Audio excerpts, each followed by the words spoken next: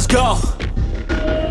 Hey, what's up guys? This is me Ravindra Rana. Welcome back to the new video जिसमें आज हम बहुत ही important topic पे बात करने वाले हैं और ये वीडियो खास तौर पे मेरे बिगनर भाई लोगों के लिए है जिन्होंने अभी फ्लिपिंग स्टार्ट कर रखा है या फिर स्टार्ट करने की सोच रहे हैं. तो गाइस टॉपिक है फ्लिपिंग प्रैक्टिस की शुरुआत कैसे करें, कौन से फ्लिप को पहले प्रैक्टिस करें और एक सेशन में कितने फ्लिप आप प्रैक्टिस कर सकते हैं. तो गाइज बहुत ही डिटेल में बात करेंगे, चलिए आगे देखते हैं. तो गाइज पूरे वीडियो को मैं एक सेशन का एग्जांपल देके समझाऊंगा कि एक सेशन में आपने किस तरह से प्रैक्टिस करना है, जिसका टाइमिंग है 1 घंटा.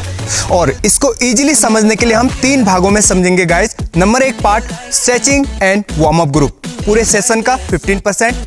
सेकेंड पार्ट मेन पार्ट जिसमें हम फ्लिपिंग एंड स्ट्रेंथ वर्कआउट करेंगे, पूरे सेशन का 75%. And last part cooling down, पूरे सेशन का 10%. किस तरह से हमें प्रैक्टिस करना है, चलिए स्टार्ट करते हैं फर्स्ट पार्ट से जिसमें हम stretching and warm up group लेंगे.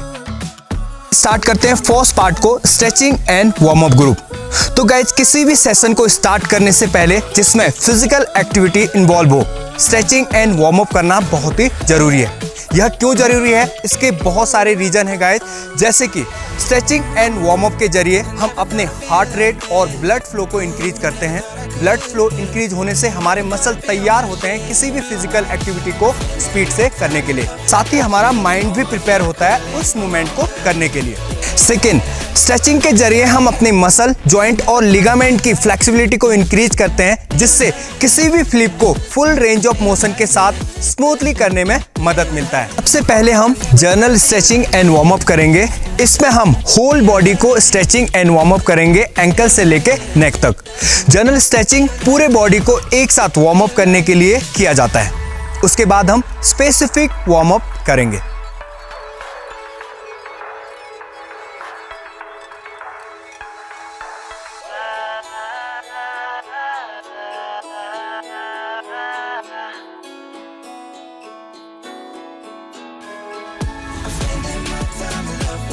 अब हम स्पेसिफिक वार्म अप करेंगे. Specific warm up main part यानी कौन से फ्लिप को आप प्रैक्टिस करने वाले हो उसको ध्यान में रखते हुए प्रैक्टिस करते हैं. इसमें आप रनिंग, जॉगिंग या फिर स्प्लिट, हाई नी एक्शन, इन सारे एक्सरसाइजों को करके आप स्पेसिफिक वार्म अप कर सकते हैं और अपनी बॉडी को तैयार कर सकते हैं मेन पार्ट को प्रैक्टिस करने के लिए. यहाँ पर आके हमारा फर्स्ट पार्ट खत्म होता है.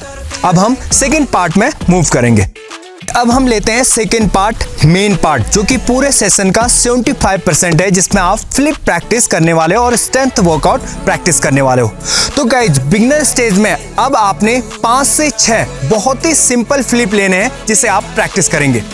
सिंपल इसलिए गाइज क्योंकि यहाँ पर आपका कॉन्फिडेंस और फिटनेस दोनों कम होता है, इसलिए हम सिंपल फ्लिप के जरिए अपने कॉन्फिडेंस को इंक्रीज करेंगे, साथ ही साथ उनकी प्रैक्टिस से हम अपनी फिटनेस को भी इंप्रूव करेंगे. तो किस तरह से कौन से फ्लिप आपने लेने हैं स्टार्टिंग में, ध्यान से एक बात देख लें. तो अब यहाँ पर हम 5 सबसे आसान फ्लिप लेंगे जैसे cartwheel, forward roll, butterfly, back arch और स्कूट, और इनके बेसिक मूवमेंट को स्टेप बाय स्टेप प्रैक्टिस करेंगे. स्टेप बाय स्टेप आपने किस तरह से प्रैक्टिस करना है गाइज, इसके सारे ट्यूटोरियल मैंने बना रखे हैं जिसका लिंक दे रहा हूं मैं वीडियो के डिस्क्रिप्शन में.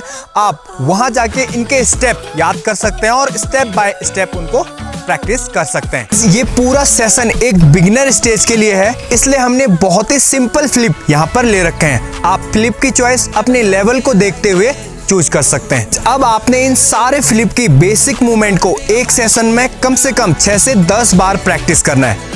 इतना प्रैक्टिस करने के बाद अब आपको वीक पार्ट, अपने वीक पार्ट यानी फिटनेस के ऊपर भी काम करना है. तो गाइज बहुत सारे लोगों की जंपिंग पावर कम होती है, किसी की फ्लेक्सिबिलिटी कम होती है और किसी का स्ट्रेंथ वीक होता है. तो आपने इन सारे फ्लिप की बेसिक मूवमेंट को प्रैक्टिस करने के बाद अपनी फिटनेस के ऊपर भी काम करना है. इसके लिए आप जंपिंग के लिए अलग से एक्सरसाइज कर सकते हैं, फ्लेक्सिबिलिटी के लिए अलग से काम कर सकते हैं और स्ट्रेंथ के लिए आपने अलग से एक्सरसाइज चूज करने हैं जो कि आपको बेनिफिट देंगे. स्टार्टिंग में हमें अपनी फिटनेस के ऊपर भी बहुत ज़्यादा ध्यान देना होगा क्योंकि जैसे जैसे आपकी फिटनेस लेवल इंक्रीज होगी उतना ही जल्दी आप फ्लिप सीखेंगे.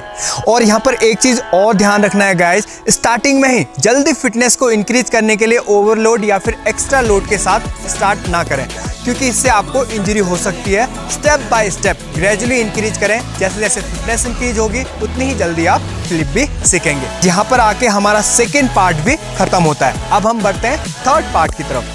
दोस्तों चलते हैं थर्ड पार्ट यानी फाइनल पार्ट कूलिंग डाउन की तरफ। दोस्तों कूलिंग डाउन एक बहुत ही जरूरी पार्ट है वर्कआउट सेशन का। इसके जरिए हम अपने बॉडी को जल्दी से रिकवर करते हैं और इंजरी के चांसेस को भी कम करते हैं। साथ ही साथ गाइस इसके जरिए हम अपनी फ्लेक्सिबिलिटी को भी इंक्रीज करते हैं। कूलिंग डाउन के जरिए हम अपने वर्कआउट के दौरान बॉडी में आए वेस्ट पदार्थ जैसे लैक्टिक एसिड को बाहर निकालते हैं, जो कि कूलिंग डाउन ना करने पर यह मसल में रुक जाता है और दूसरे दिन मसल पेन और स्टिफनेस का कारण बनता है।